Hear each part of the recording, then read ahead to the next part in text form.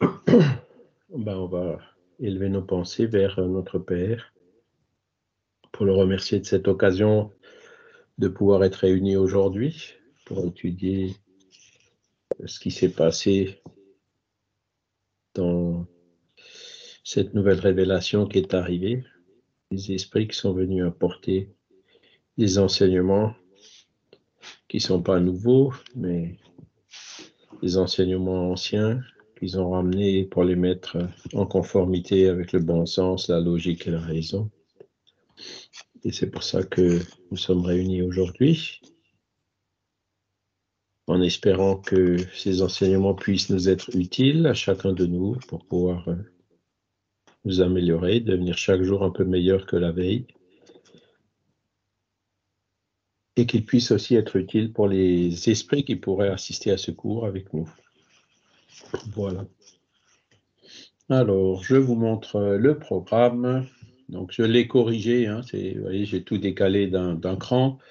Et puis là, j'ai choisi le dimanche de Pâques où il n'y aura pas cours pour qu'on reste sur le programme du semestre. Donc, la semaine dernière, on a vu l'introduction, le contexte historique au XIXe siècle en Europe. Et aujourd'hui, on va rentrer un peu plus dans le sujet, on va voir qu'est-ce que c'est que le spiritisme et quel est son but. D'accord?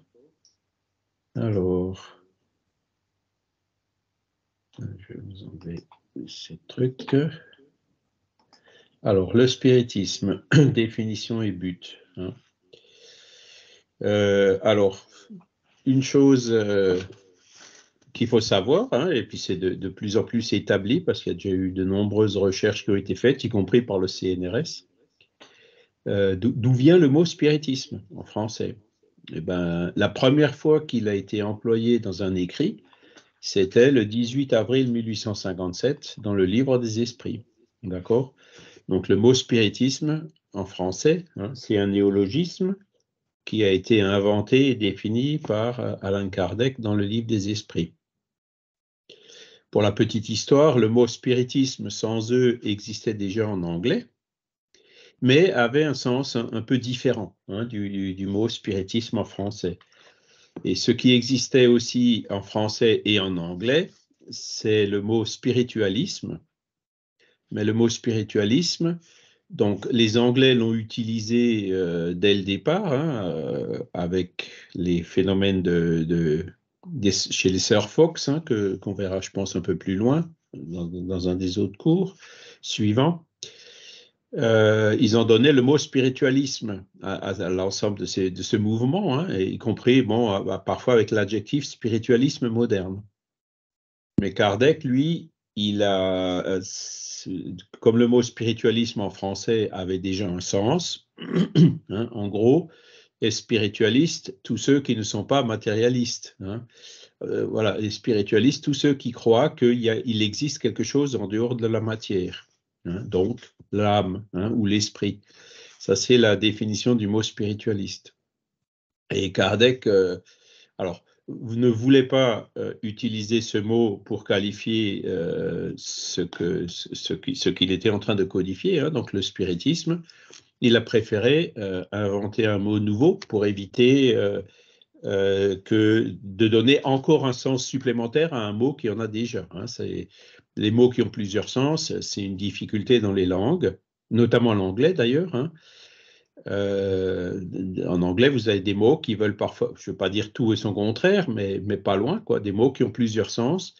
Et donc ça, forcément, ça introduit une ambiguïté dans les langues. Et Kardec, comme il était Rivail, professeur, entre autres, de langue, il n'a pas voulu suivre ça, donc il a préféré inventer un nouveau mot qui est le mot spiritisme. Et donc il dit tout ça, il l'explique bien clairement au début de l'introduction du livre des esprits. Donc vous voyez, c'est vraiment tout au début, avant de rentrer dans le livre des esprits, avant d'arriver au chapitre suivant. Dans l'introduction, il définit les mots qu'il utilise dans le livre pour que justement ce qui est écrit dans le livre, ce soit bien clair. Hein. Et donc, dans cette introduction, il nous dit, pour les choses nouvelles, il faut des mots nouveaux, ainsi le veut la clarté du langage, pour éviter la confusion inséparable du sens multiple des mêmes termes. Nous dirons donc que la doctrine spirit ou le spiritisme a pour principe les relations du monde matériel avec les esprits ou êtres du monde invisible. Les adeptes du spiritisme seront donc les spirites ou, si l'on veut, les spiritistes. Donc, voyez, spiritisme, spirit et spiritiste, ce sont des mots qui ont été inventés par Alan Kardec, des néologismes.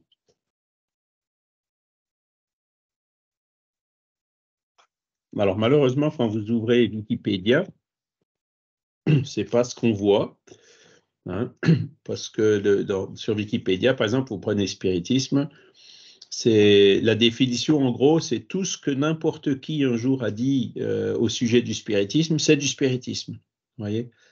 Donc, si demain, il y a quelqu'un qui vient et qui dit que le spiritisme, c'est, je ne sais pas moi, faire des barbecues dans le jardin, Wikipédia, en suivant ce principe, ils vont dire, le spiritisme, c'est faire des barbecues dans le jardin. Vous voyez, c'est un peu ça, quoi. Alors, on avait protesté pendant longtemps, mais comment dire, c'est très fortement noyauté, hein, il n'y avait pas moyen de changer les définitions. Et donc, ce qu'on a fait, on avait, il faut que je regarde si ça y est encore, en disant que le spiritisme, c'est un néologisme qui a été défini par Alan Kardec, hein, un mot qui n'existait pas avant. Et si vous voulez voir le sens du mot spiritisme selon Alan Kardec, ben vous voyez spiritisme Alan Kardec. Donc spiritisme, vous trouvez, ben c'est tout et n'importe quoi. Spiritisme Alan Kardec, là vous trouverez la définition plus proche, plus fidèle à celle qu'a donnée Alan Kardec. Voilà, c'était un moyen. Il n'y a que en français qu'on a ça dans Wikipédia. Hein, si vous allez en espagnol ou en portugais, les définitions sont d'emblée correctes. Mais en français, malheureusement, voilà. Donc, c'est une des illustrations qui dit Wikipédia, c'est bien, mais les informations ne sont pas toujours aussi objectives qu'elles sont censées l'être dans une encyclopédie. Hein. Voilà, ils traitent même le spiritisme de superstition. Donc, vous voyez, ça c'est un jugement. Hein. Il n'y a aucune référence, ou alors peut-être parce qu'un jour quelqu'un a dit que le spiritisme c'était une superstition, donc ils mettent une référence et puis voilà quoi. Donc bon, c'est comme ça. Hein, voilà, on peut. Alors, les gens qui s'arrêtent sur cette définition, bon, ben, tant pis, hein, ça porte probablement du tort. Il y a peut-être des personnes que le spiritisme pourrait aider qui malheureusement passent à côté. Mais bon, patience, hein, l'humanité pour l'instant est comme ça. Michel? Oui, Charles, juste, je suis allé voir sur Wikipédia. En effet, il marque spiritisme, juste en dessous, croyance au singulier, paranormal au pluriel. Bon, déjà, ça commence bien. Et après, quand Ah, même, oui. ils expliquent. Ils ont changé un peu, ils ont modifié les choses. Ah, Euh, d'accord. voilà, ils ont modifié des petites choses, mais c'est plein d'imprécisions. Tu vois, ils parlent de Hippolyte Léon Rivail de Nizar, par exemple. Ouais. Bon, Ah, ils ont l'inventeur des peut-être. mots spiritisme et spirit, quand même. Ils ont modifié des choses, quoi. Voilà. Alors, Ça s'est amélioré un je peu. viens de vous le mettre à l'écran, effectivement. Donc, ça veut dire qu'il y a des gens qui sont en train de touiller. Donc, il faudrait peut-être qu'on s'y repenche, hein, qu'on essaye d'aller voir, Ouais. pour essayer de comprendre un peu mieux. Voyez, cet article traite de la communication avec le monde immatériel, blablabla. Pour la doctrine, alors là, vous voyez, si vous cliquez sur Spiritisme Alan Kardec, là, vous verrez, comment dire, cet article est mieux fait, d'accord? Spiritisme Alan Kardec. Mais spiritisme tout court, voyez, effectivement, ça a changé. Hein. C'est où que tu as vu que c'est une croyance? Hippolyte Léon Rivail Non, de pas sûr. Nizar. Ah oui, mais ça, alors là, c'est complètement faux. Ils ont même complètement Oui, inversé. c'est dans le désordre. Voilà. Eh bien, en fait, moi, c'est sous le terme de spirit, mais c'est pas marqué sur ton ordi. Moi, c'est sur le téléphone portable que Ah, c'est d'accord. marqué. Bizarre. Euh, Ça vient peut-être un peu plus loin. Donc là, vous voyez, par généralisation, certains auteurs ont par la suite qualifié de spiritisme toute tradition ancienne ou actuelle impliquant un culte ou des rites invoquant des entités non physiques, âmes ou esprits, des mots, anges, démons, etc. Donc, vous voyez, c'est tout ce que n'importe qui a un jour dit du spiritisme, c'est devenu du spiritisme, quoi. Hein, le spiritisme n'est pas une religion dans le sens où il ne se base sur aucun dogme, donc ça, ils ont quand même corrigé. Hein. Toutefois, plusieurs encyclopédies le classent parmi les religions. Bon, voilà. Là, vous voyez les Algériens, les Égyptiens, il y en a qui se sont amusés à parler. Ben, en fait, ils parlent ici, donc, comme ils le disent ici, hein, quand ils parlent de spiritisme, ils parlent de pardon, toute tradition ancienne ou actuelle impliquant un culte ou des rites invoquant des entités non physiques. Alors déjà, le spiritisme, c'est un mot que Alan Kardec a inventé. Il n'y a pas de culte et il n'y a pas de rite, il n'y a pas de rituel. D'accord? Donc vous voyez à quel point la définition, elle est quand même assez déroutante, quoi. Mais bon, on a réussi à faire mettre ça au début pour aller vers ici. Donc là, vous voyez, philosophie spiritualiste, etc., expose les principes dans le livre des esprits, doctrine fondée sur l'existence, etc. Là, c'est beaucoup plus propre, hein, l'étymologie, etc., quoi. Voilà. OK. Donc, nous, on parle ici, on ne parle pas de spiritisme en parlant de tout ce que tout et n'importe qui a un jour dit que c'était du spiritisme. On parle du spiritisme suivant la définition donnée par Alan Kardec. D'accord? Pour être clair. Hein, voilà. Alors, le mot spiritiste, on le voit rarement. Hein. On voit surtout parler de spirit, hein, mais pas de spiritiste. Hein. Bon, lui, il avait mis les deux mots comme étant possibles dans ce sens, mais c'est surtout le premier qui est utilisé. Ah, vous voyez, c'est dans l'introduction item, hein, tout au début du livre. Hein. Après, quand on demande une définition du spiritisme, Alan Kardec en a donné une lui-même dans un petit livret qui s'appelle « Qu'est-ce que le spiritisme ?» Je ne sais pas si vous l'avez déjà vu ou lu, ce livret, mais il est absolument, comment dire, il est extrêmement bien fait. Il est relativement petit, hein, il fait une 60aine de pages. Et donc, qu'est-ce que le spiritisme? Ben, il a commencé en fait le livre en disant, bon, ben, allez, pour répondre au titre du livre, on va donner une définition de ce qu'est le spiritisme.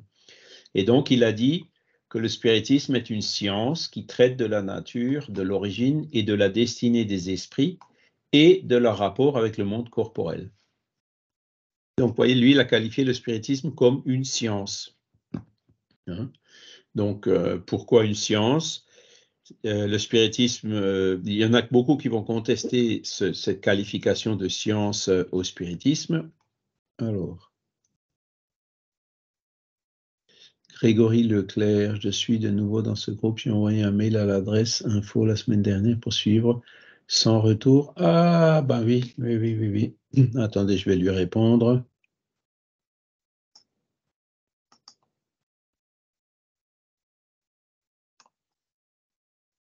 Voilà.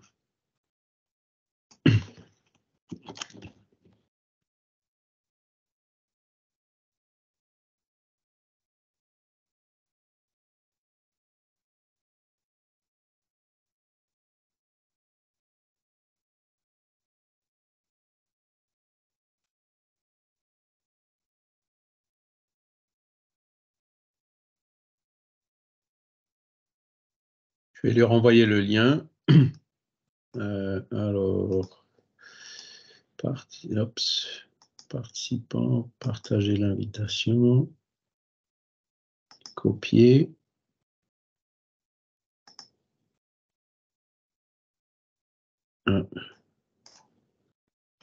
Coller. Voilà, j'espère qu'il va arriver à se connecter. Il faut que je dise à Jean-Paul qui regarde dans le mot info@lmsf. Voilà.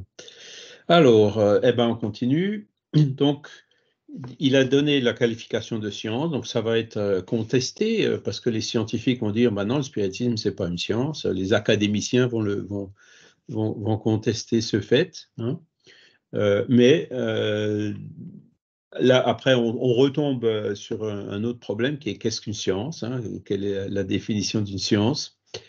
Ben, Kardec, en fait, pour faire ses études sur le spiritisme, il a suivi une méthodologie scientifique. Alors à l'époque, la méthodologie scientifique, c'était Descartes et c'était aussi et surtout Auguste Comte, hein, la méthode positive. Hein.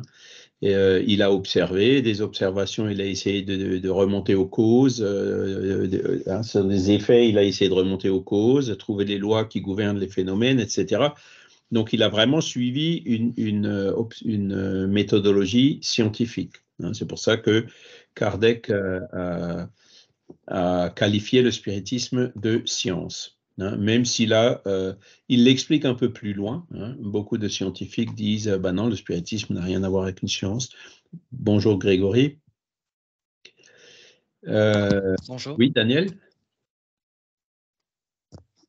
Oui, le fait qu'il a inventé un mot, ça a un avantage, parce que quand on invente un mot, on peut redonner, on se doit de redonner la définition à chaque fois. Et Dieu sait que toutes les connaissances qu'ils avaient accumulées grâce aux communications médiumniques, qu'il a après ordonnées, classées, méritaient des définitions. Exactement. Ouais, bah oui, oui. Il y a beaucoup de mots qu'il a inventés, hein, donc le spiritisme, il y a aussi père-esprit, par exemple. Hein. Ça, c'est des mots qui n'existaient pas et donc qu'il a inventé, qu'il a clairement défini dans le livre des esprits. Après, il y a des mots qu'il a quand même utilisés, comme le mot âme. Hein, et toujours dans l'introduction du livre des esprits, il a défini ce qu'il entendait par le mot âme. Hein.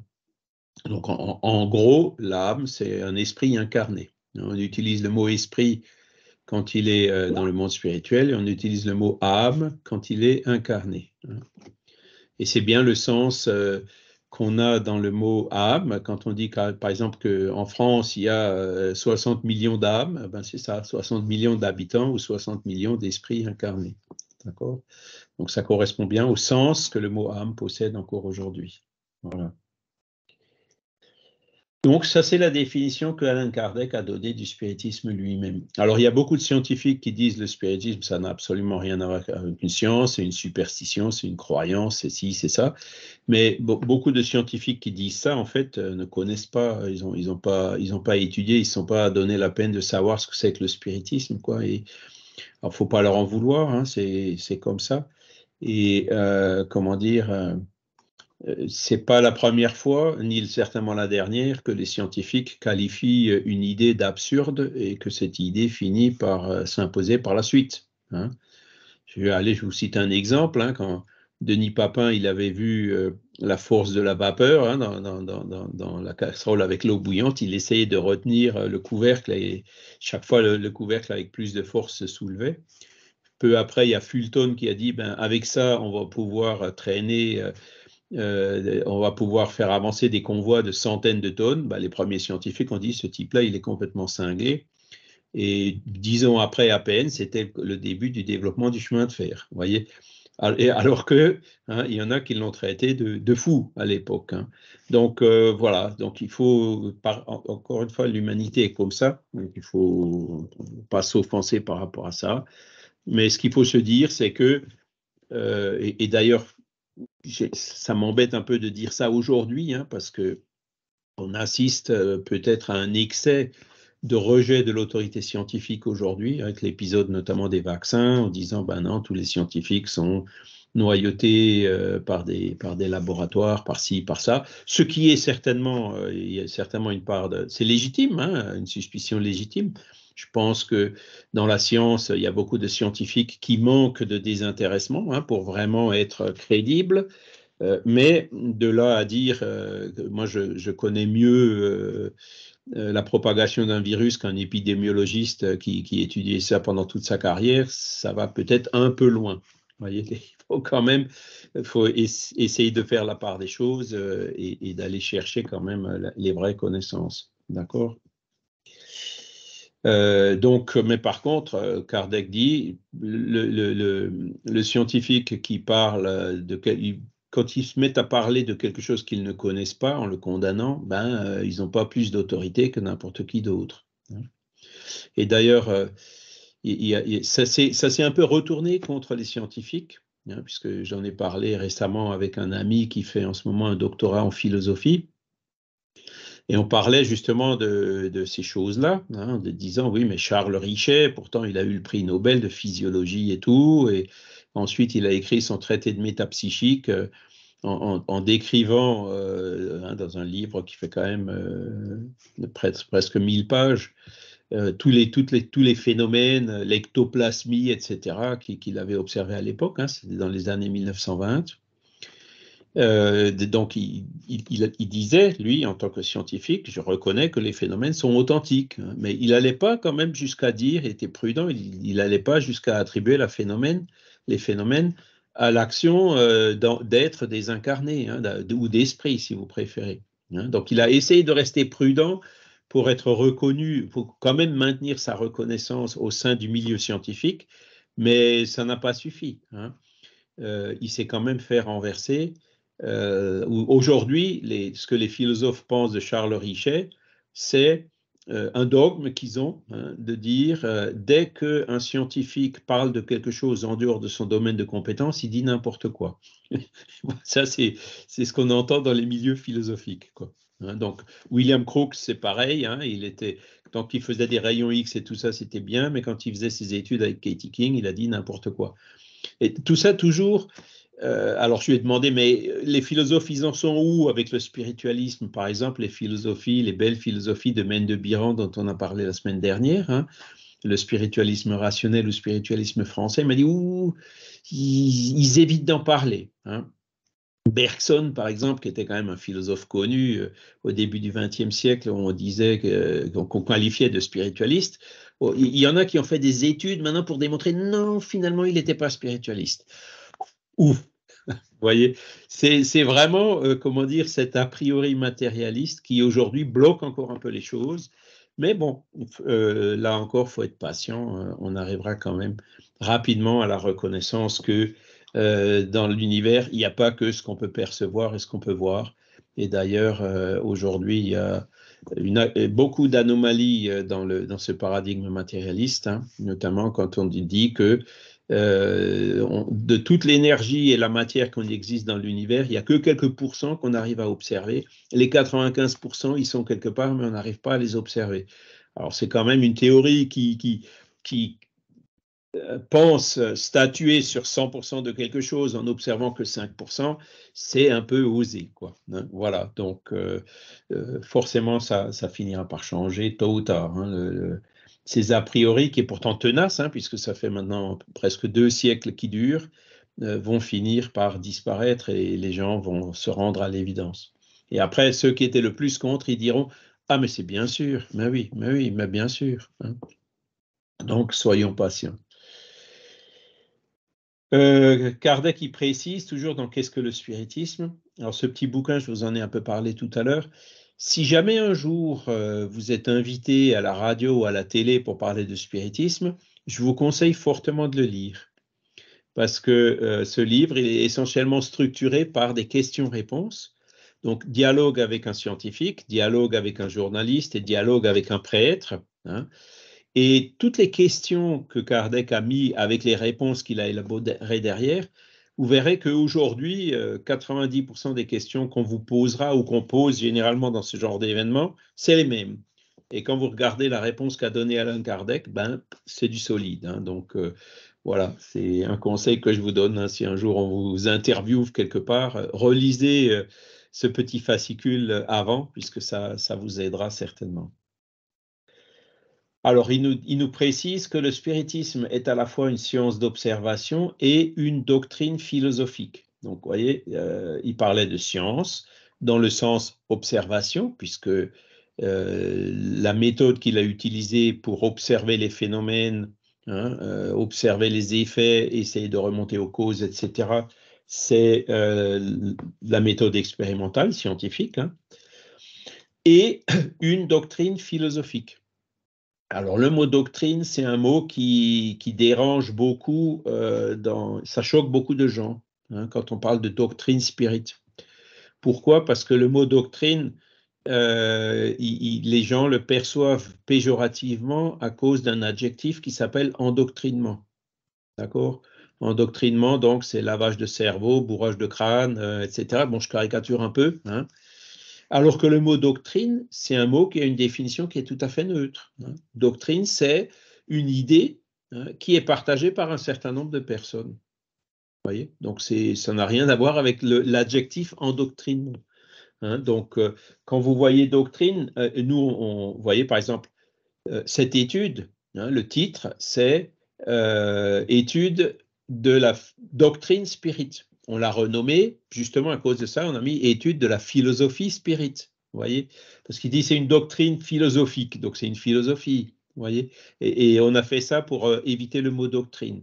Mais de temps en temps, vous verrez quand même le mot doctrine. Et quand vous voyez le mot doctrine, dites-vous bien, ben voilà, c'est tout simplement une idée qui est partagée par un certain nombre de personnes, sans préjuger ce que cette idée elle est juste ou fausse, ou que ces personnes cherchent à l'imposer à d'autres, hein. Le mot doctrine ne contient pas ces aspects-là.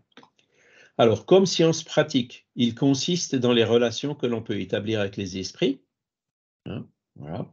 Comme philosophie, il comprend toutes les conséquences morales qui découlent de ces relations. Donc, les relations qu'on peut établir avec les esprits, ben, c'est la médiumnité, c'est un des points de base du spiritisme.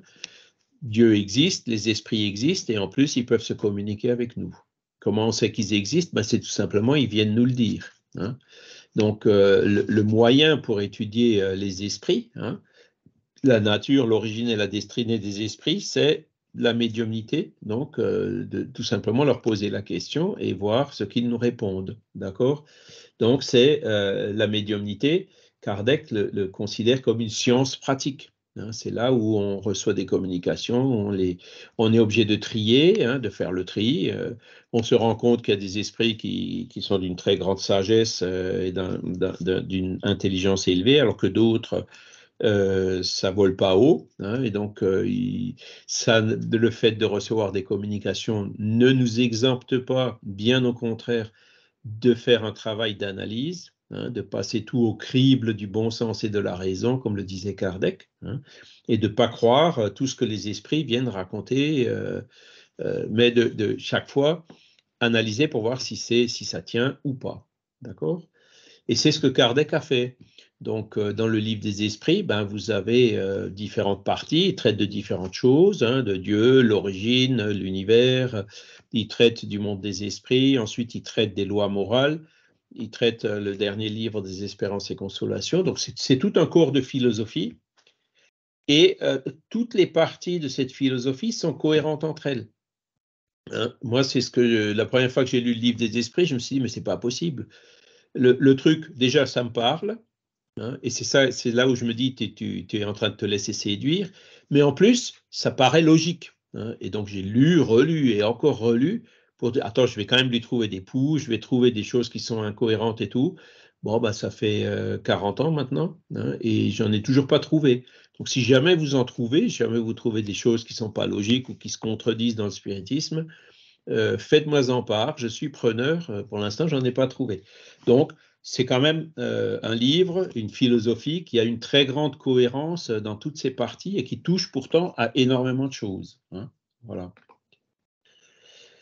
Et la philosophie, donc, il parle aussi de toutes les conséquences morales qui découlent de ces relations. Donc là aussi, c'est fondamental. Les esprits existent, d'accord. Ah bon, bon. Il y a un esprit en moi. C'est par là qu'il faut commencer, hein.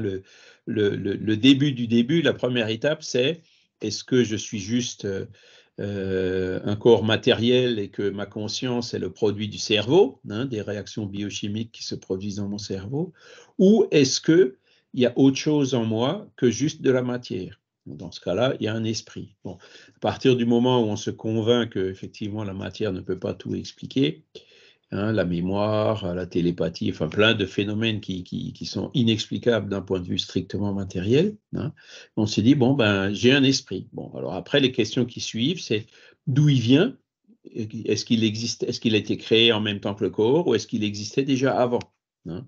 Et où il va? Qu'est-ce qui se passe une fois qu'on meurt, hein? Et donc, il y a de la réincarnation, enfin tous ces autres principes de la philosophie spirite, donc qui viennent expliquer cela.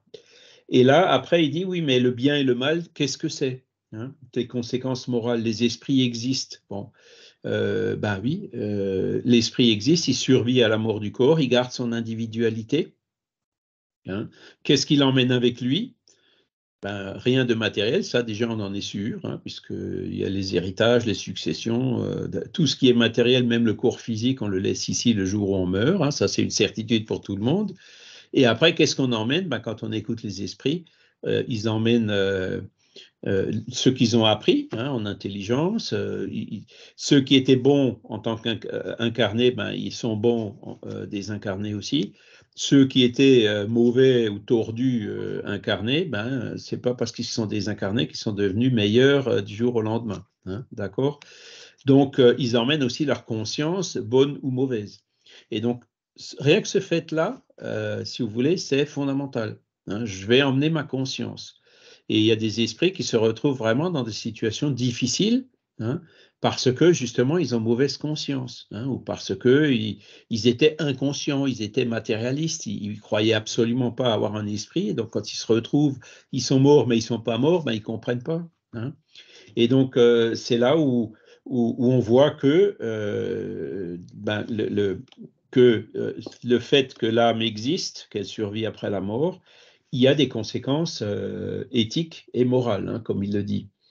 Et donc, quand Kardec a cherché à approfondir un peu ces conséquences morales, donc c'est essentiellement le livre 3e du livre des esprits, hein, que je qualifie personnellement d'un traité de morale universelle, eh ben, on se rend compte que ce que disent les esprits en termes de morale, ben, c'est ce que Jésus avait déjà dit, c'est ce que Bouddha avait déjà dit, c'est ce que Confucius avait déjà dit, c'est ce que Mahomet m'avait déjà dit.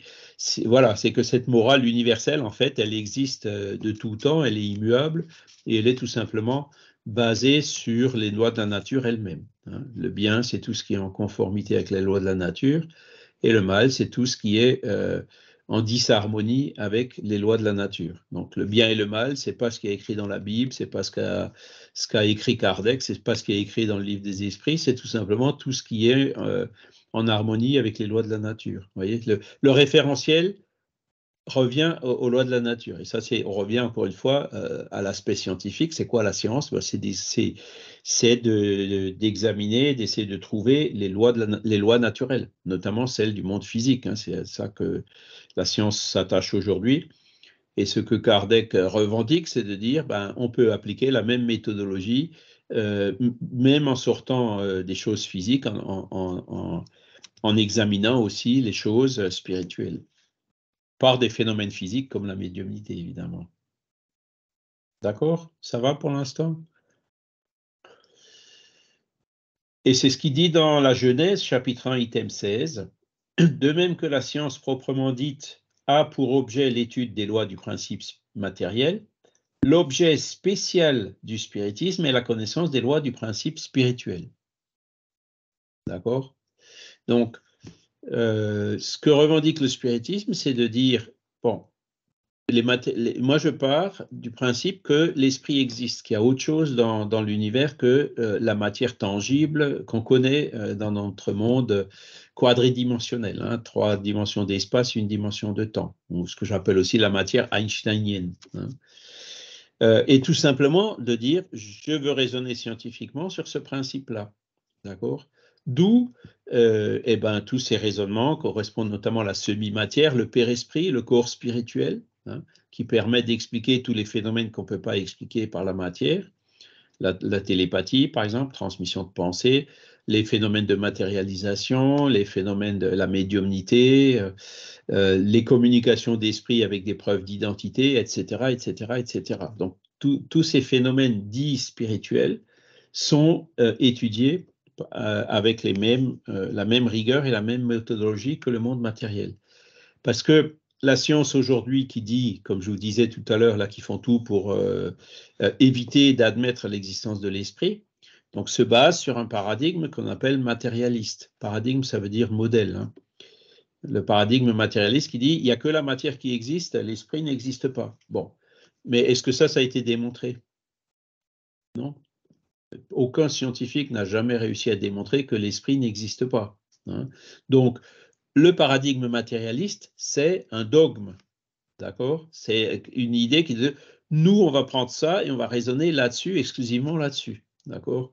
Ce que revendique le spiritisme, c'est tout simplement de dire, bon, nous, on pense que ce dogme, ben, il est trop limitatif, que l'univers est beaucoup plus large que ça. Et donc, nous, spiritistes, on veut raisonner scientifiquement, logiquement, philosophiquement sur cette idée qu'il existe d'autres formes de matière dans l'univers. Stéphane? Oui, c'est ce que je voulais expliquer aussi, dans le sens où, par exemple, le père-esprit, c'est une matière éthérée qu'on ne voit pas, mais c'est une forme de matière aussi. Il y a une part de matière dans le père-esprit, par exemple. Et voilà. Effectivement, les scientifiques ne se penchent pas sur ces questions-là, c'est une matière qu'ils ne voient pas. Pourtant, il y a quand même des objets d'étude qui sont pas visibles non plus, hein, dans la science matérialiste. Oui. Certaines particules, l'autre jour, on lisait quelque chose sur le boson de Higgs, là, dont les scientifiques voient les effets, mais ne voient pas la particule dans les protons, les neutrons. Bon, je ne suis pas spécialiste de ça, mais finalement, c'est effectivement, comme tu dis, une posture de la part des scientifiques de ne pas s'intéresser à certaines choses par principe, en fait. Alors qu'il y a pourtant du principe matériel dedans, même s'il est éthéré. Exactement.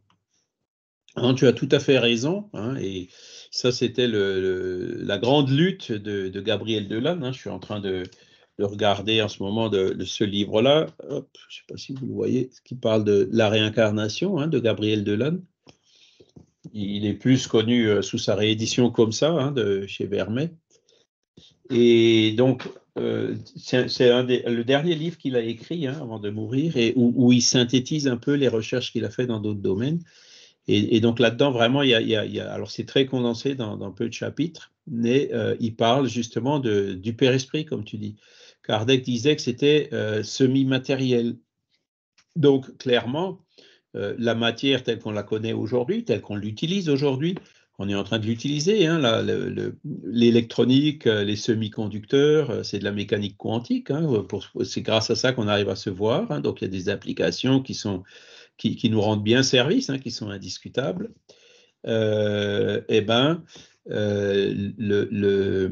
Comment dire, c'est pas la seule forme de matière qui existe. Hein, là, alors, le phénomène le plus simple, hein, si on veut voir où est le père-esprit, parce que moi, en tant qu'ingénieur, je me dis, mais ce serait bien d'avoir un détecteur de père-esprit. Ben là, quand on se regarde dans l'écran, on en a un de détecteur. Hein. Là, maintenant, je vais vous expliquer quelque chose. Voilà, regardez, je vais faire un geste. Hop, qu'est-ce qui s'est passé là? C'est mon esprit qui a décidé de lever la main. Hein, et donc, il est passé par le père-esprit qui, lui, est rentré dans les centres moteurs du cerveau et qui ont fait que le corps fasse que la main se lève. D'accord? Donc, c'est une action spontanée, inattendue, hein, imprévue, mais voulue par mon esprit et que mon esprit arrive à transmettre par rapport au père-esprit dans mon corps physique. Et ça, je vous parle de moi, mais pour vous, c'est pareil, hein, tout le monde est pareil. Voyez. Donc, le père-esprit, en fait, il arrive, donc cette semi-matière arrive à interagir avec la matière, hein, notamment dans le cerveau, enfin dans tout ce qui est vivant. Hein. Même les plantes, c'est ce que dit Delanne, hein, il y a une composante spirituelle dans une plante. Et quand cette composante spirituelle s'en va, la plante meurt. Hein. Tout ce qui vit a forcément, comment dire, un modèle organisateur biologique derrière, donc qui s'explique par la présence d'une idée directrice qui réside dans le père-esprit. Et c'est comme ça que le père-esprit, il a évolué au cours du temps pour passer des premières espèces vivantes, hein, les êtres monocellulaires, jusqu'à des êtres complexes comme l'être humain. D'accord?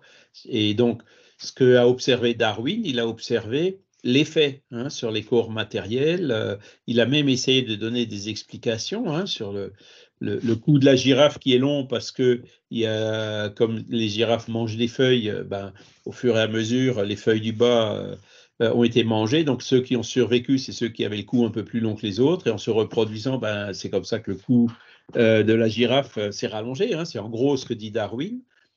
là, ce que Darwin a vu, c'est le côté matériel. Mais en fait, le cou de la girafe qui s'est rallongé, il s'est rallongé aussi au niveau du père-esprit, puisque notre corps physique, il a été quelque part façonné par le père-esprit.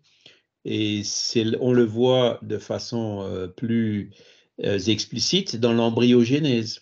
Hein, vous avez une cellule fécondée qui se multiplie.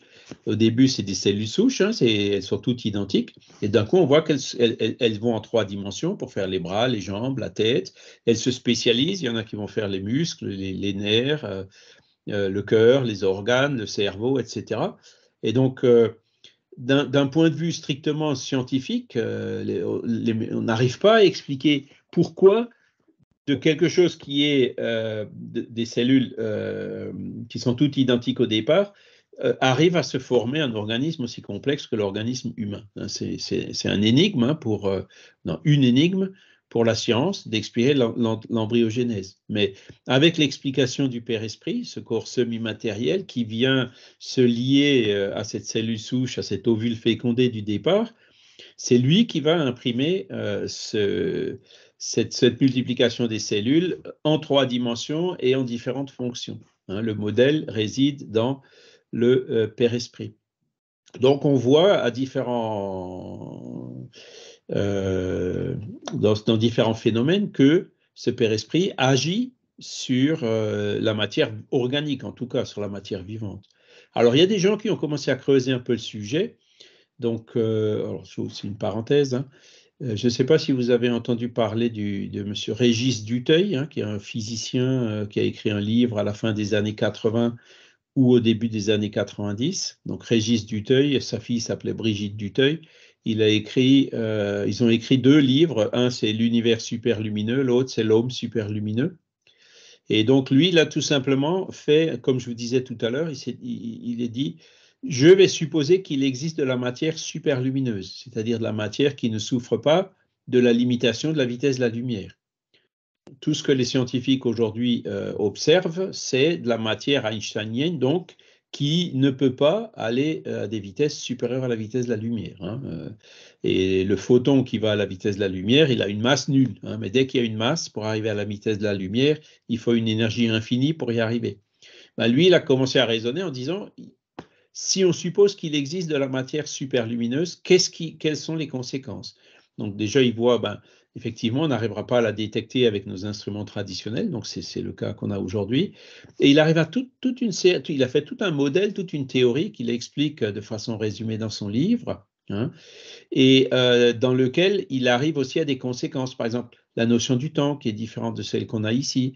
Et après, il a fait la comparaison avec les premiers récits d'expériences de mort imminente qu'il y avait à l'époque. Hein, dans ces bouddhistes, ça date des années 70, donc là, c'était 15-20 ans après. Et il arrivait à expliquer des choses comme l'effet du tunnel, le fait que même si ça dure que quelques minutes pendant l'arrêt cardiaque, l'impression de l'expérience, elle est beaucoup plus longue, etc., etc. Et ça, d'un point de vue tout à fait scientifique, tout simplement en disant, je m'autorise à partir de telle hypothèse-là, qu'est-ce qui en découle? Et donc, il est arrivé à observer des choses, à expliquer des choses qui sont effectivement relatées dans le cas de ces expériences de mort imminente. D'accord?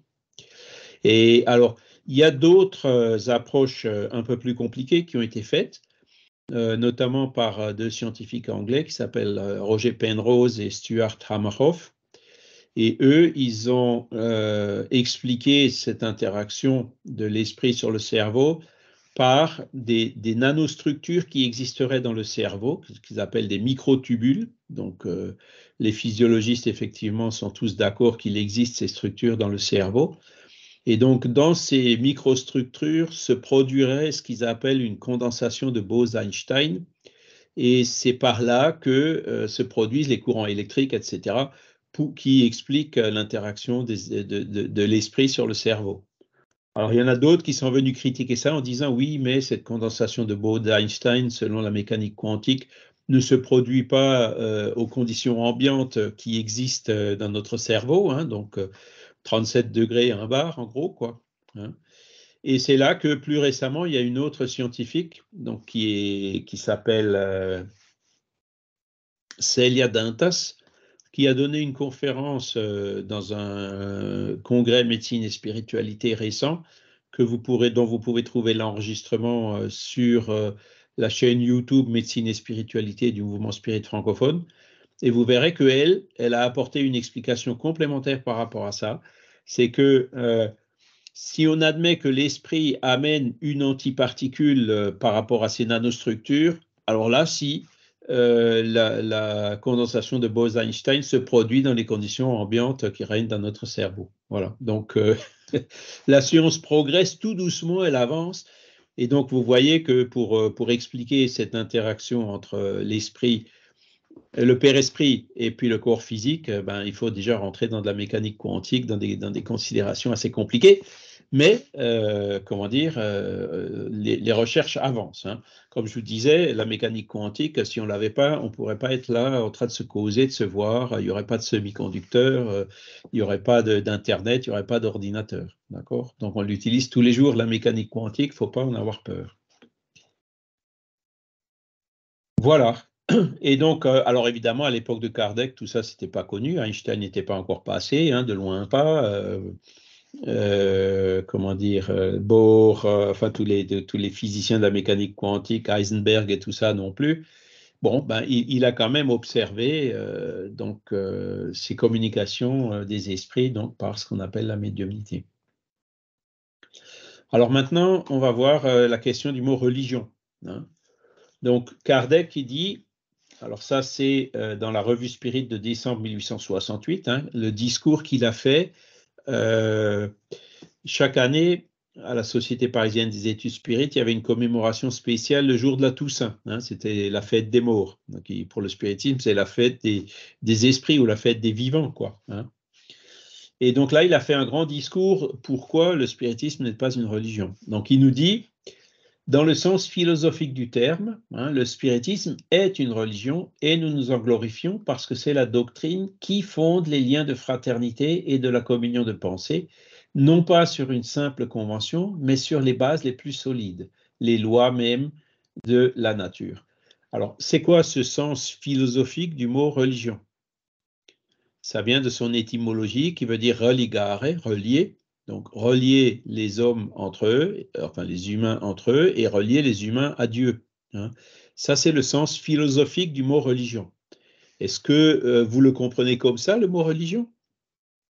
Non. La plupart des gens, la quasi-majorité des gens, ne comprennent pas le mot religion comme ça. Ils comprennent le mot religion comme religion traditionnelle, religion catholique, avec tous les débordements qu'il y a eu, l'anticléricalisme, l'antireligieux, enfin, l'inquisition, les bûchers, les horreurs, la domination, l'endoctrination, le bourrage de crâne, les dogmes puérils, l'infaillibilité papale, etc. C'est ça que veut dire le mot religion dans la tête de la majorité des gens. D'accord ? Donc, dans le sens philosophique, on peut dire oui. Par contre, dans le sens commun du terme, clairement, non, hein, puisque le spiritisme n'a rien à voir avec tous ces abus et veut surtout avoir rien à voir avec ces abus des religions traditionnelles. Et donc, Kardec nous l'explique en disant, pourquoi donc avons-nous déclaré que le spiritisme n'est pas une religion? Par la raison qu'il n'y a qu'un mot pour exprimer deux idées différentes et que, dans l'opinion générale, le mot religion est inséparable de celle de culte, qu'il éveille exclusivement une idée de forme et que le spiritisme n'en a pas. D'accord ? Le spiritisme, n'ayant aucun des caractères d'une religion dans l'acception usuelle du mot, ne pouvait ni ne devait se parer d'un titre sur la valeur duquel on se serait inévitablement mépris. Voilà pourquoi il se dit simplement doctrine philosophique et morale. Donc, vous voyez là clairement, Kardec dit le spiritisme, dans le sens commun du terme, n'est pas une religion. Ça n'a rien à voir avec une religion. Et si vous retournez dans Wikipédia pour voir le mot religion, je ne sais pas s'il est encore ouvert, oui, alors on va chercher religion.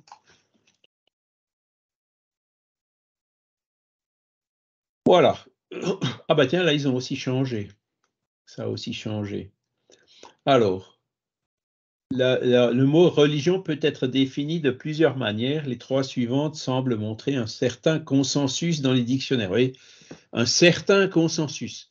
Ça veut dire que les dictionnaires entre eux ne sont pas d'accord sur ce que veut dire le mot religion. Donc déjà, c'est un mot qui veut dire tout et et n'importe quoi, enfin, voilà, sur le sens duquel on n'est pas d'accord.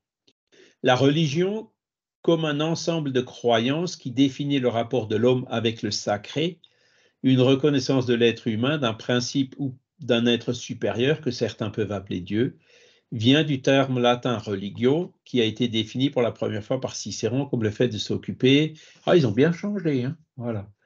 Donc, vous voyez, c'est une recherche du sacré, la reconnaissance de Dieu. Alors, le spiritisme n'aime pas le mot sacré, par contre, la reconnaissance de Dieu, oui, on s'y retrouve un petit peu, hein. Après, la religion comme un ensemble de pratiques propres à une croyance ou un groupe social. Alors, il y a le mot croyance, vous voyez, il est là, et il est aussi là, le mot croyance, hein. Est-ce que le spiritisme, c'est une croyance? Est-ce que la physique, par exemple, ou la chimie, c'est une croyance?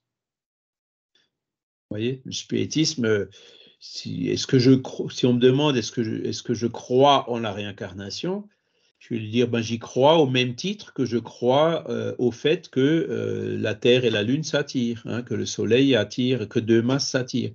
Je crois au spiritisme de la même façon que je crois en la loi d'attraction universelle. Donc, ce n'est pas vraiment une croyance, hein, c'est quelque chose qu'on a étudié, qu'on comprend. Et donc, c'est une croyance, mais entre guillemets, qui est rationnelle, hein, ce n'est pas une croyance aveugle. Donc, c'est là où il faut bien faire la différence entre cette foi aveugle, j'y crois parce que c'est écrit, parce qu'on me l'a dit, et la foi ou la croyance rationnelle qui est j'y crois parce que je l'ai compris, parce que c'est logique, parce que ça a du sens. Vous voyez? Comme quoi, hein, les mots, c'est toujours un peu compliqué, hein. Alors, hystériquement, les ordres dans lesquels, voilà, vous voyez, dans lesquels il est recommandé ce qu'il faut faire et ce qu'il faut croire, hein, sont apparus avec les partis religieux s'opposant les uns aux autres en Europe et dans l'Ouest, etc. Ces partis sont en premier lieu ceux catholiques et protestants, ainsi que la diversité des confessions protestantes. Voilà, donc l'usage de désigner ces partis comme des religions apparaît à la fin du XVIe siècle. Donc là, on voit clairement que les religions, en fait, s'opposent entre elles. Est-ce que le spiritisme s'oppose à quelque chose? Non, non plus. Le spiritisme, il explique. Il dit, voilà ce que j'ai observé, voilà ce que j'en déduis, hein. Il ne va pas dire, si tu veux être spirit, il faut que tu arrêtes d'aller dans ton église, hein. Pas du tout. Toutes les croyances, s'il y a un juif ou un musulman ou un protestant ou un catholique qui veut venir dans le spiritisme, il sera le bienvenu. Même un athée, un matérialiste qui veut venir dans le spiritisme, il sera le bienvenu aussi. D'accord? Il aura peut-être un peu de mal à suivre ou à comprendre, mais le spiritisme, il n'a rien à voir avec ces querelles qu'on retrouve, les guerres, malheureusement, encore entre les religions. Regardez ce qui se passe en Israël. Sûr, il n'y a pas que de ça, mais il y a un peu de ça quand même, hein, entre les Hébreux et puis les musulmans, hein. La religion, donc le troisième sens, c'est comme l'adhésion à certaines croyances et convictions. Ce sens est lié au précédent et c'est dans ce sens que la religion peut parfois être vue comme ce qu'il y a de contraire à la raison et jugée synonyme de superstition. Oui. En fait, ils ont changé la forme, mais ils n'ont pas changé le fond.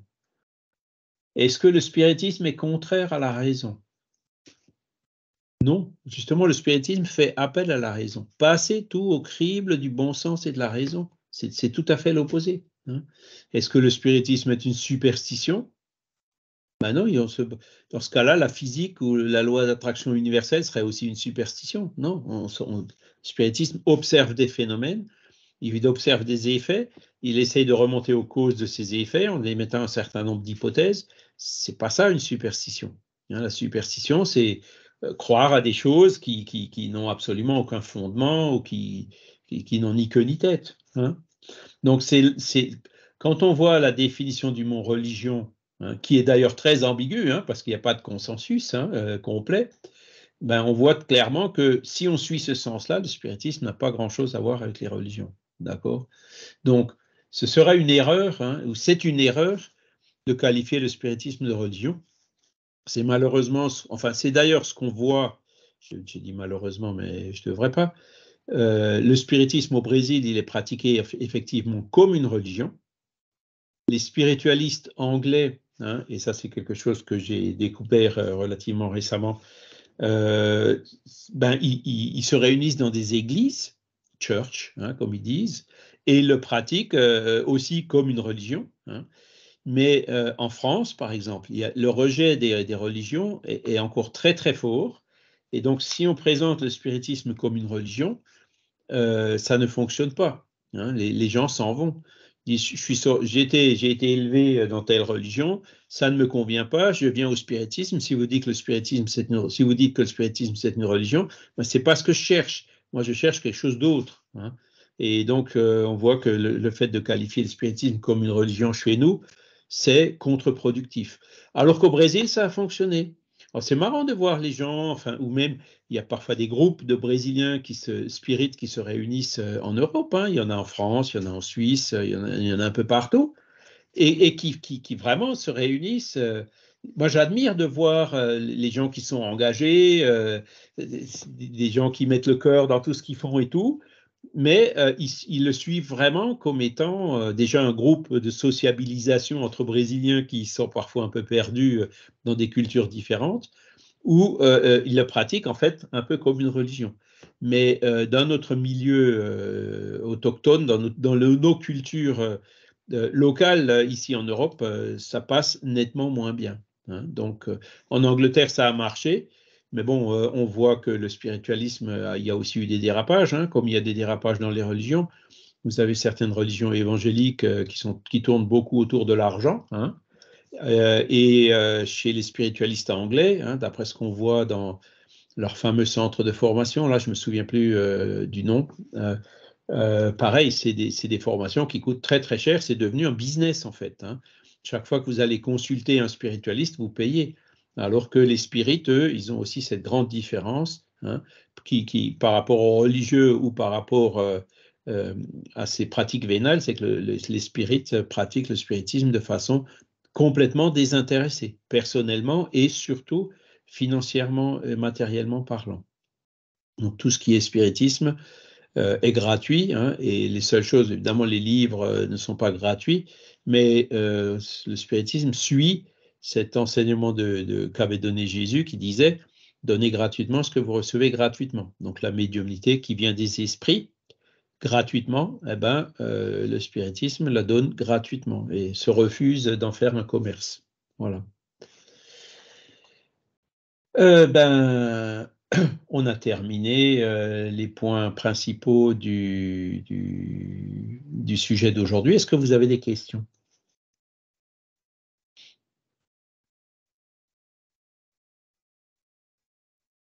Est-ce que ça vous parle? Est-ce que ça vous paraît logique? Est-ce que c'est comme ça que vous le voyez? Juste une question technique. Est-ce que Kardec parle de quoi serait fait le père-esprit? Non. Alors, parce que tu sais, à l'époque, il ne parlait pas encore de particules. Il y a un peu d'écho chez toi, Vincent. Tu dois avoir le parleur dans le PC et puis le micro dans le casque. Voilà. À l'époque de Kardec, on ne savait pas ce que c'était que la matière. Hein. On pensait que la matière, c'était des atomes. Le mot atome existait, mais c'était des petits grains qui étaient indivisibles. Tu vois?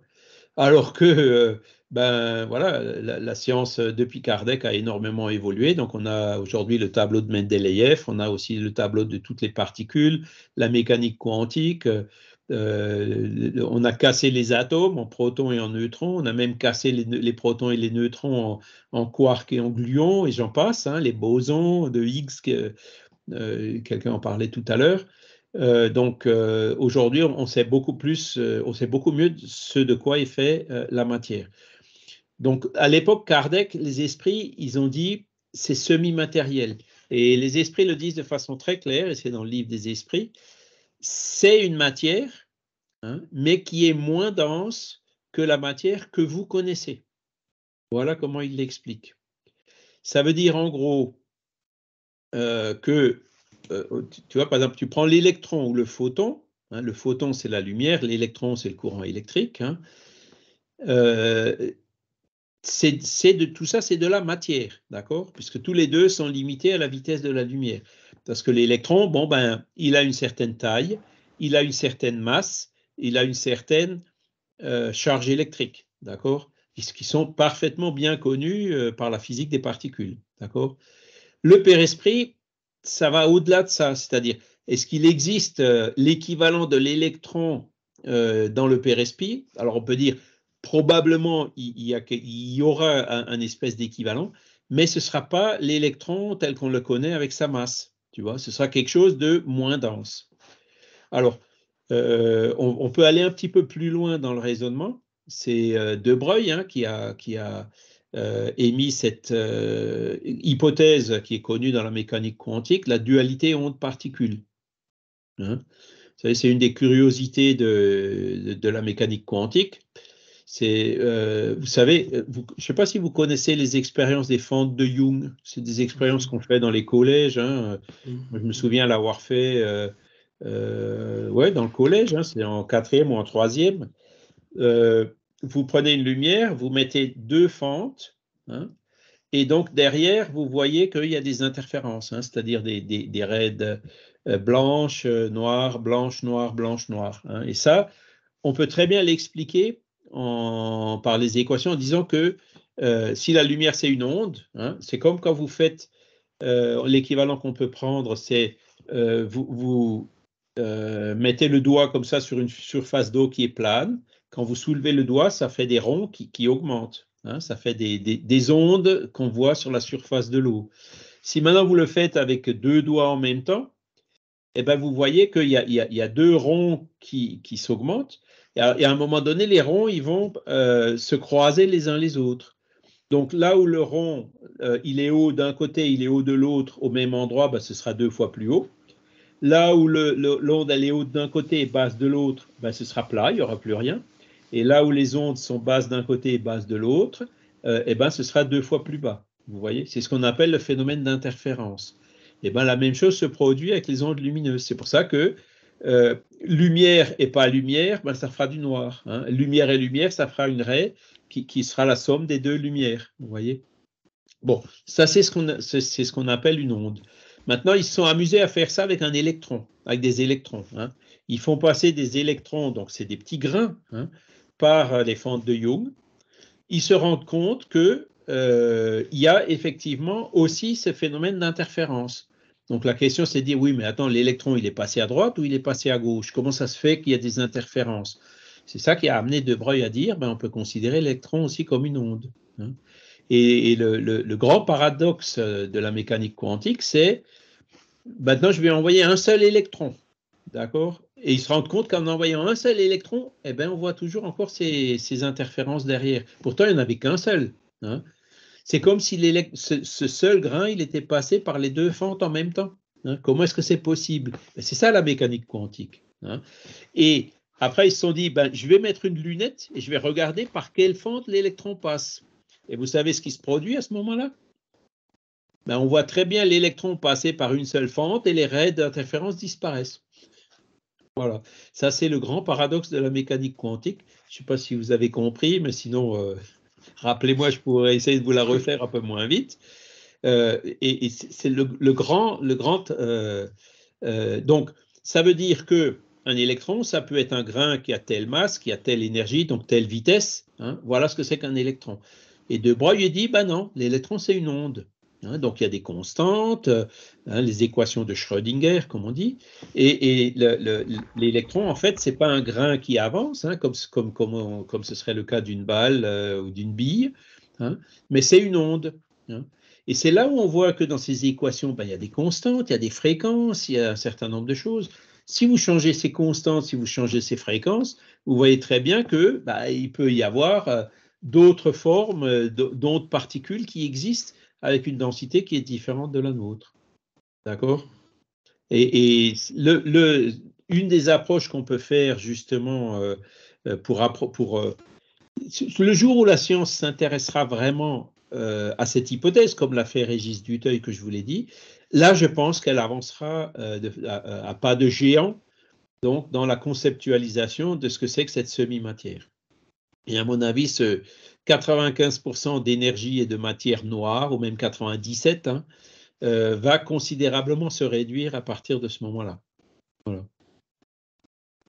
Donc, la prochaine révolution scientifique passera par le fait de retirer ces œillères matérialistes. hein. Le jour où les scientifiques se mettront à raisonner sur cette hypothèse plus large, là, ils avanceront à pas de géant. Est-ce qu'il y a des propositions dans certains livres où ils proposent que le corps astral serait fait d'hélium, d'argon, de xénon et de krypton, énergisé par le soleil, quoi. Oui, bah alors, tu vois, l'argon, le krypton, tout ça, ce sont des gaz, ce sont des gaz matériels, ils ne sont pas semi-matériels. Tu vois ce que je veux dire? Donc, c'est encore un degré plus loin. Tu vois ce que je veux dire? Puisque le gaz, le krypton, le xénon, tu mets des détecteurs, tu arrives à le détecter, tu arrives à le mesurer, hein. Aujourd'hui, ben, j'ai encore vu les gens faire, il y avait des tuyaux, des canalisations d'eau, un truc vraiment terre à terre, hein, il y avait une canalisation d'eau qui fuyait, hein, et ils n'arrivaient pas à trouver la fuite. Qu'est-ce qu'ils ont fait? Ils ont mis un gaz dedans et avec des renifleurs, hein, même à 1 ppm, ils arrivent à détecter le gaz et disent ah ben la fuite elle est là. Tu vois? Donc si le Père Esprit c'était du krypton ou du xénon, on l'aurait déjà détecté depuis longtemps. C'est pas ça. Il faut aller encore un pas plus loin, hein, parce que l'argon, ben tu le trouves dans le tableau de Mendeleïev. Tu sais très bien que le noyau d'argon, il y a tant de protons, tant de neutrons et tant d'électrons qui tournent autour. Donc c'est de la matière, l'argon, tu vois. Alors que le Père Esprit, c'est de la semi-matière. Il faut vraiment prendre l'électron, qui est une des particules la plus simple, ben, il faut aller encore plus, prendre un électron en disant c'est comme si cet électron, il était, voilà, il faut trouver une autre forme de cet électron pour pouvoir expliquer le Père Esprit. Alors, il y a quelque chose qui ressemble un peu, je ne sais pas, vous avez peut-être entendu parler des neutrinos. Hein, les neutrinos, c'est une particule, hein, qui est connue. Et en fait, on a énormément de mal à la détecter, hein. Si vous avez 100 neutrinos, pour en détecter un, il faut un capteur qui fait 1 mètre de plomb d'épaisseur. Parce que sinon, les neutrinos, ils traversent la Terre. C'est des particules qui sont vraiment très, très fugaces et qu'on a du mal à détecter. Aujourd'hui, il commence à y avoir certaines anomalies. On se dit, tiens, mais des fois, le neutrino, c'est comme s'il allait plus vite que la vitesse de la lumière, tu vois. Il commence à... Quand on voit comment la science évolue, en fait, c'est ça.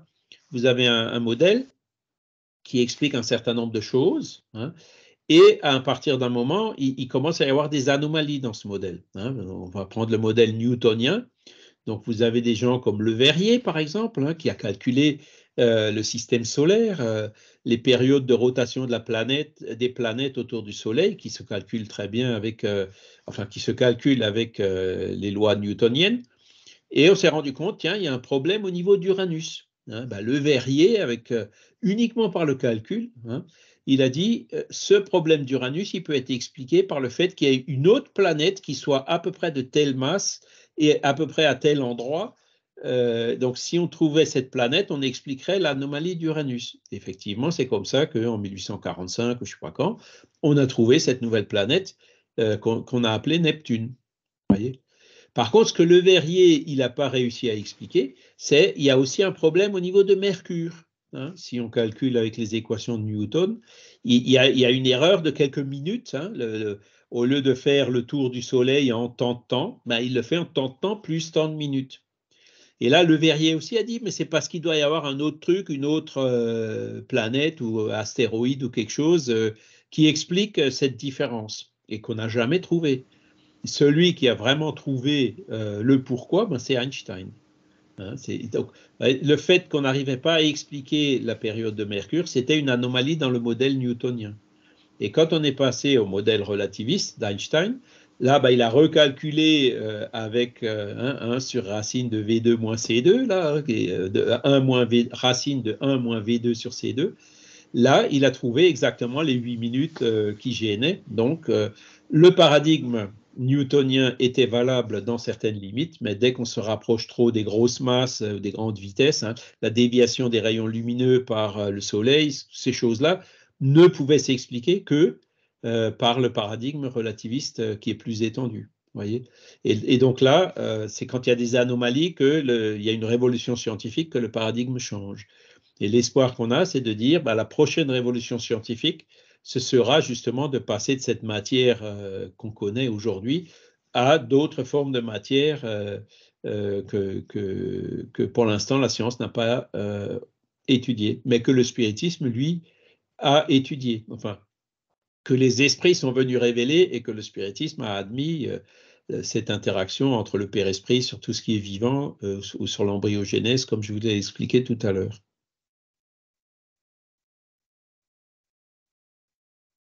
Voilà. Ah, il y aurait énormément de choses à dire sur le... C'est vraiment passionnant, quoi, mais là, il faut... Voilà, il faut de la matière grise et puis de l'inspiration. Et puis, je pense qu'on est proche. Hein, il va bientôt se passer quelque chose. Mais vous savez, Einstein, la théorie de la relativité, c'était en 1905.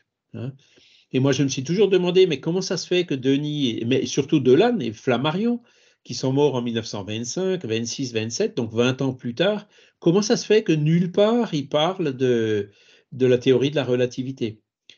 Eh bien, j'en ai eu l'explication, hein, c'est parce que Einstein, il a écrit sa thèse en 1905, mais c'est que pratiquement dans les années 30, hein, avec notamment Paul Langevin et certains autres, que cette théorie d'Einstein a commencé à être enseignée dans les universités en France. Donc, vous voyez, pendant 20 ans, ils n'y croyaient pas, ils ne voulaient pas y croire.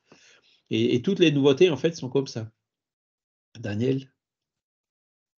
C'est exactement ce que j'allais dire.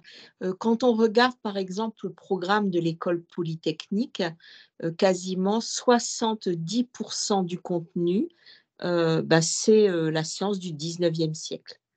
Et tout ce qui est quantique, c'est moins de 20 heures par année. Donc, les découvertes sont là, les avancées sont là, mais il n'y a pas encore une transmission de masse. On reste sur des anciens concepts. Je pense que tu as raison, même si moi, bon, j'ai pas fait Polytechnique, mais j'ai fait les mines. Hein, on allait quand même vachement dans la mécanique quantique. Et aujourd'hui, quand je vois les revues des mines, je me souviens encore du professeur de physique qu'on avait, il allait vraiment jusqu'au bout en disant, ben voilà, aujourd'hui, on en est là. Si vous avez des idées pour la suite, elles seront les bienvenues. Hein, on allait vraiment. Alors évidemment, ça a évolué depuis, notamment. Surtout dans les nanostructures, on parle aujourd'hui il y a des applications, hein, par exemple, on utilise des nanostructures pour des raisons mécaniques, hein, pour faire des choses qui sont extrêmement solides. Il y a déjà des applications pratiques des nanostructures. Et si vraiment cette interaction entre la semi-matière et la matière se fait au niveau de ces nanostructures, le fait de travailler dans les nanostructures, forcément, on se rapproche de cette semi-matière, on est bien d'accord. Tu vois, alors que moi, à l'époque, les nanostructures, on n'en parlait pas. Hein, ça n'existait pas encore. C'est des choses qui sont venues dans les 3-4 dernières décennies. Donc la science progresse et puis je pense que les écoles suivent, elles sont obligées, hein, tu vois, parce que c'est dans ces choses-là qu'on peut trouver, je ne sais pas moi, des concepts pour faire des nouvelles batteries, enfin, il y a plein d'applications. Les piles à combustible, il y a énormément de choses, d'applications qui en découlent quand même de façon très rapide. Hein, donc ils sont tous obligés aujourd'hui de vraiment suivre et d'y rester. Là où je suis d'accord avec toi, c'est quand j'ai aidé mon fils à réviser les maths pour le bac et que j'ai vu que tracer la fonction de machin, de truc, de bidule, c'est là où je me suis dit, punaise, c'est exactement ce que moi je faisais il y a 40 ans. Et là, franchement, enfin peut-être pas 40, c'était 30 à l'époque. Là, franchement, l'éducation, il y a tellement de choses, le digital, les choses ont tellement évolué que, alors que l'enseignement en primaire et en secondaire et dans les lycées, lui, par contre, il n'a pas beaucoup bougé, hein, du moins dans les mathématiques. Ça j'ai un peu regretté, mais bon, voilà. Il y a une autre faculté que j'ai faite quand j'étais en prépa, c'était la géométrie descriptive. Et c'est quelque chose qui est fantastique, pourtant on en entend très peu parler. Hein. La géométrie descriptive qui permet de raisonner sur l'infini et tout. Donc là, on raisonne sur des questions de Dieu. Quand on raisonne sur Dieu, on raisonne sur l'infini. Hein. On raisonne sur les séries, les limites. Voilà, Donc, bon, c'était quelque chose qu'on avait, nous, dans le programme, mais que je vois très rarement ailleurs. Mais on va y arriver, hein, ça bougera. Alors, on va essayer, hein, je vous dis, il y a plusieurs idées qui tournent à droite, à gauche pour essayer de refaire un peu comme avait fait Kardec en se disant, bon, voilà, 150 ans sont passés, voilà où en sont les concepts scientifiques, les esprits aujourd'hui, qu'est-ce que vous pouvez nous révéler, qu'est-ce que vous pouvez nous dire, est-ce que vous pouvez nous mettre sur une piste ou autre, hein, pour justement essayer d'avancer un peu sur ce sujet, et puis pour garder cet aspect scientifique du spiritisme, hein. Et donc, il y a plusieurs initiatives. Aujourd'hui, évidemment, c'est difficile, hein, c'est beaucoup plus difficile à faire qu'à l'époque, mais il y a certaines initiatives qui se font dans ce sens-là.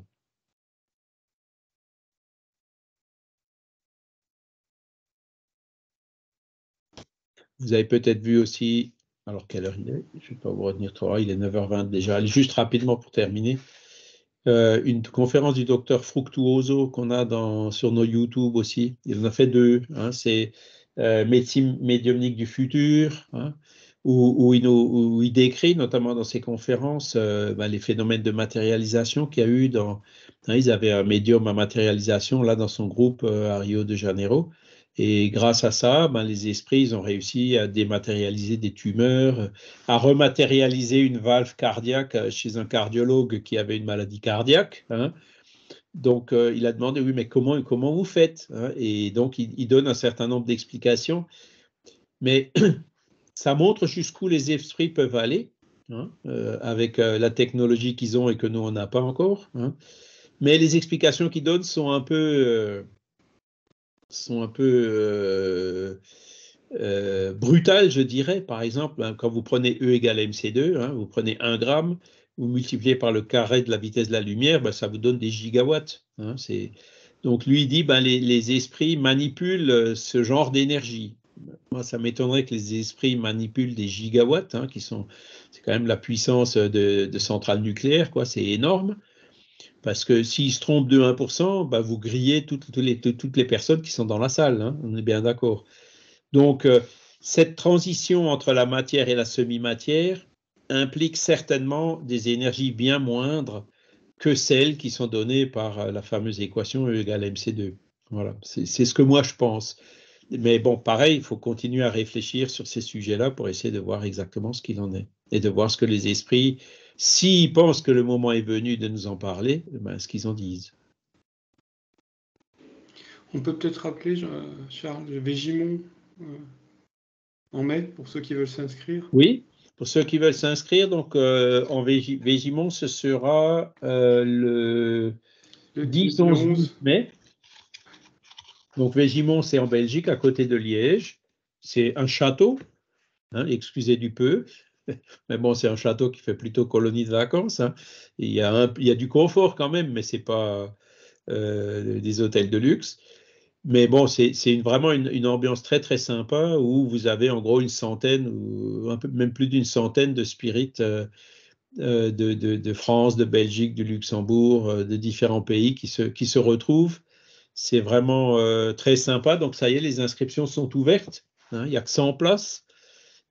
Pour vous inscrire, vous pouvez aller sur le site du LMSF, lmsf.org, ou le site de l'Union Spirit belge, qui est spirit.be, Belgique, hein. Et donc là, vous devriez pouvoir vous inscrire. Donc, ça coûte, alors, vous voyez, on ne fait pas de business dans le spiritisme, mais donc, l'hébergement pension complète du vendredi soir jusqu'au dimanche midi, ça coûte 100 €, hein. Donc, c'est vraiment des conditions pas chères. Et les gens qui auraient des problèmes peuvent le dire. Et donc, parce qu'il y a des gens qui acceptent de payer un peu plus, justement pour permettre à ceux qui ne peuvent pas payer d'y aller quand même. Voilà. Donc, notez-le sur vos agendas, ne tardez pas trop à vous inscrire, hein, et puis ce sera un immense plaisir de vous rencontrer là-bas. Daniel, hein, tu connais déjà la salle Araignée, hein, là on va dimanche. Oui, on avait fait l'étude le dimanche voilà, matin. parce que le 12, hein, c'est ça? Ouais, le dimanche 12, donc vous verrez dans le programme, il y a un cours. Et puis donc, dans la salle araignée, il y a du réseau, donc on se connecte et puis on fait le cours depuis Végimont. Alors on rate le petit déjeuner, mais bon, c'est pas grave. Pour le cours, on le fait. Voilà. Alors, croyez pas qu'il y a des insectes, hein, c'est la structure en poutre du bois qui fait dire qu'elle est araignée, mais il n'y a pas d'araignée dedans. Ouais, c'est la structure des tours, en fait, hein, les toits coniques et tout, qui ont une forme de toile d'araignée, quoi. Donc c'est pour ça que la salle s'appelle araignée. Voilà. Une dernière question, une dernière remarque? Eh bien, sinon, je vous remercie de votre présence. Je vous souhaite un excellent dimanche, hein. Vous pouvez continuer à poser des questions par Skype, hein, ça qui reste actif en permanence. Et puis, je vous dis à dimanche prochain. À À dimanche. bientôt. Merci Charles. Bon Charles, dimanche à tous. Merci Bon dimanche à Charles. tous. Juste- Au beaucoup. revoir à tous. Merci. Au revoir à J'ai une tous. petite question en dehors du. Oui. Est-ce que le chose de Léon Denis, là, l'association Léon Denis de Tannes se réunit aujourd'hui? Oui. Oui. C'est aujourd'hui. Ouais. Tu as le groupe Skype? Oui. Ah attends, je vais mettre le programme, viens voir. Alors, c'est où? Étude Léon Denis et vibration, voilà. Hop, je vais y mettre. Est-ce Voilà. que le programme est sur le site déjà? Moi, Pas je encore, pense. il faut que je le mette, mais je vais le mettre dans le groupe Skype déjà, hein. Mais effectivement, on commence cet après-midi. Ok. Voilà. Eh ben, à Tous cet ceux qui après-midi. veulent venir sont les bienvenus. Ouais. Salut. Merci Vincent, à bientôt. À bientôt.